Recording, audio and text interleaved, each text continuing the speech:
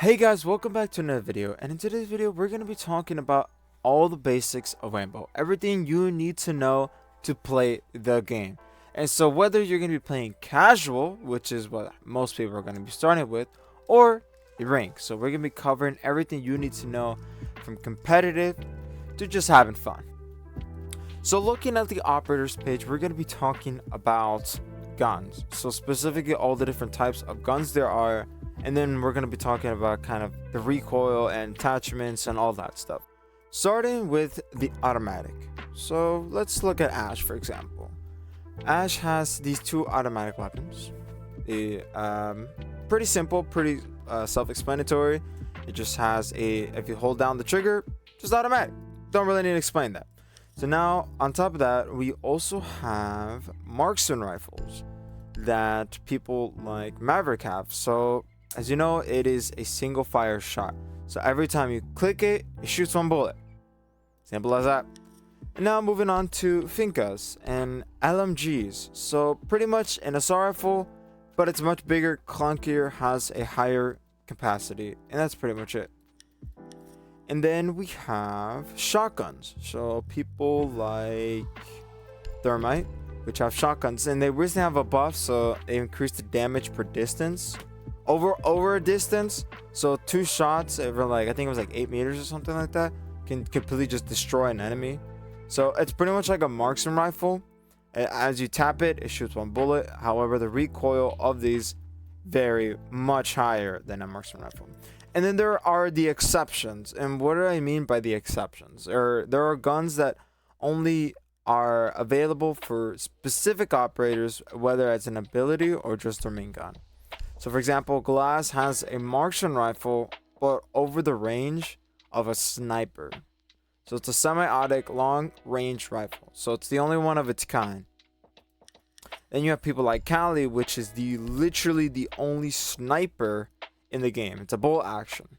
So yeah, it's single fire and pretty self-explanatory. And then you have people like Buck, which his ability is kind of like a hybrid where you have an assault rifle or you can have a marksman rifle, and you can add his ability as a shotgun attachment to both of them, so you can switch to either one. And so that's kind of like you get the idea of the exceptions right there. And so what is the benefit of all these different weapons? Well, I would say always, as a beginner, always go with the assault rifles. I wouldn't choose both of these. Both of these assault rifles are terrible, and I'll explain why. But yeah, so I would always choose the assault rifles first. And I wouldn't really go for anything else. I mean, of course, besides the ability-based ones, but LMGs have this issue where if you aim in, it's actually slower at aiming in than it is with an assault rifle or any other gun. It is really slow at aiming in. So if you're trying to fast react to get a kill, this is gotta be terrible for you. Shotguns. Why not shotguns? They're pretty powerful, right? Well, that's the issue. Because of their high recoil, it is something I like to call a reaction time based weapon. And I know that sounds very stupid. It's like, what are you talking about? Oh, this whole game is all reaction time. Any FPS game is reaction time.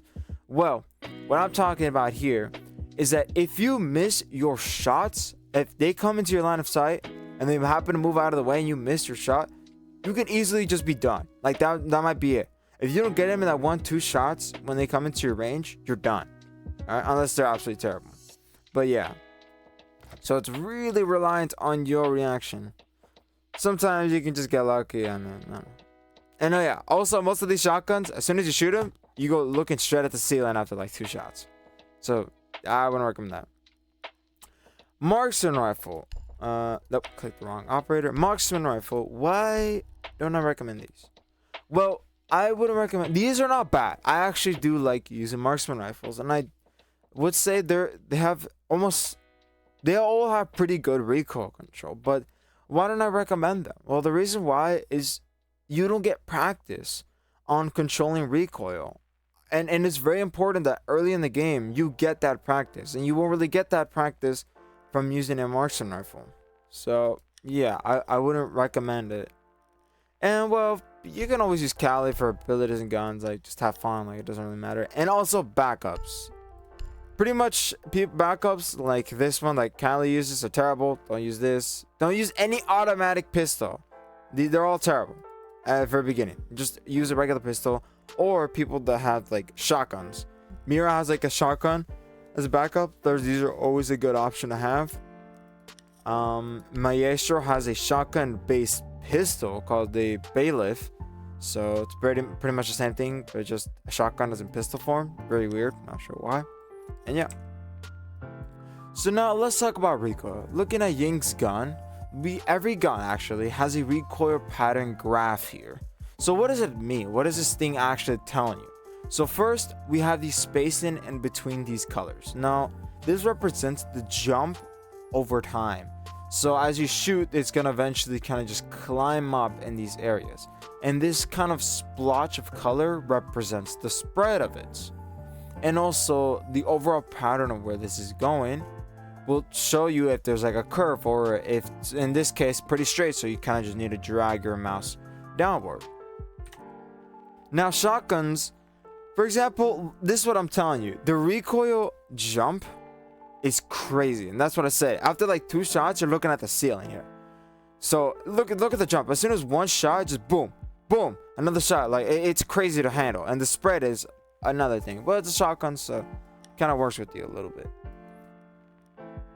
And same thing with an LMG. Like this is terrible. Like look at this. The spread is nasty. Like don't use this. Like it's not it. Now let's look at another operator. This one isn't too bad. The jump is not bad. The spread is not terrible, and the pattern is pretty straight. So like that gun I would recommend. So yeah, you kind of get the idea, and that's why certain guns like I talked about, like shotguns and marksman rifles and all the others, are not that good because of these type of things. And look at this, the spread here is weird. It's so weird. It is like vertical spread. Even though it's straight, it has this weird spread pattern, which I don't really understand how that actually looks like in game, but it is a little tricky. Yeah. So now let's talk about attachments. So there are 5 attachments, and there's only 3 I recommend. So we're looking at the assault rifle, and we'll talk about muzzle brake and compensator afterward. So flash hider, suppressor, and extended barrel is what I recommend. Now for different levels, however, flash hider reduces recoil. As you can see, it has more compact pattern. So this is definitely the best thing that you should just start working with as a beginner.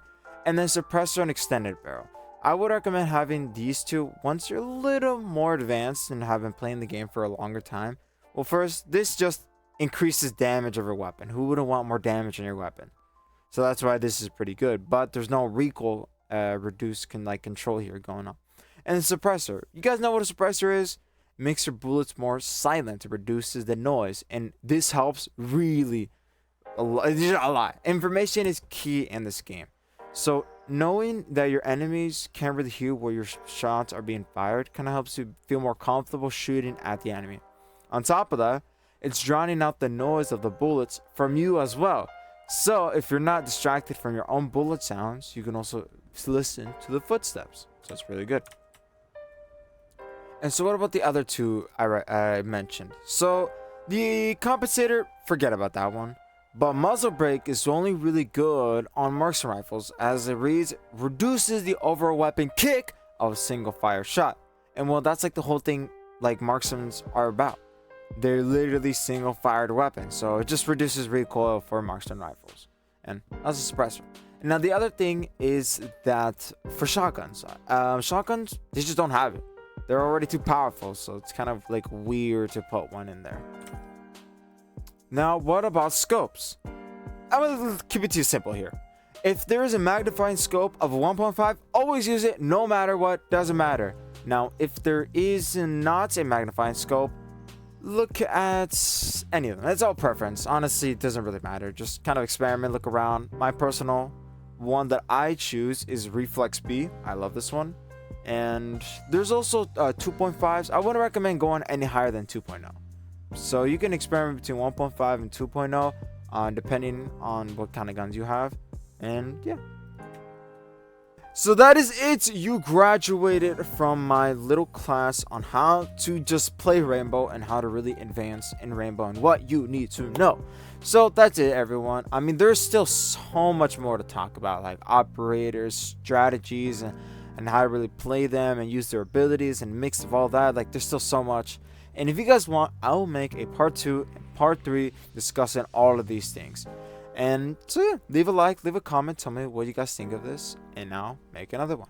So with that being said, I'll see you guys in the next one.